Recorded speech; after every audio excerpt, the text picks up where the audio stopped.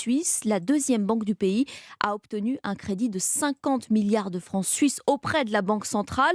Alors, est-ce que ça suffira à rassurer les banques européennes? Rien n'est moins sûr, surtout après la dégringolade en bourse hier.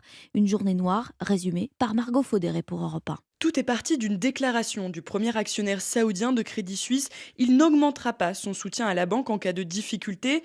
Sur la journée d'hier, le cours de l'action Crédit Suisse a perdu jusqu'à 30% en bourse, entraînant avec elle beaucoup de banques européennes.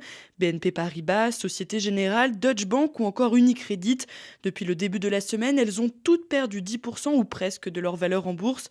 L'onde de peur créée par la Silicon Valley Bank avait pu être maîtrisée en Europe jusqu'à cette déclaration, explique Amandine Gérard, présidente de Financière de l'Arc, société de gestion. Le principal actionnaire de Crédit Suisse a voulu communiquer en amont d'un potentiel problème sur les banques européennes et les banques régulées par la réglementation BAL 3, mais en fait ça a déclenché la totale panique sur les marchés. Face à l'inquiétude sur la santé des banques européennes, la BCE pourrait être tentée de ralentir sa politique de hausse des taux. Une réunion est prévue aujourd'hui. Margot Faudéré du service économie d'Europe 1. Il manifeste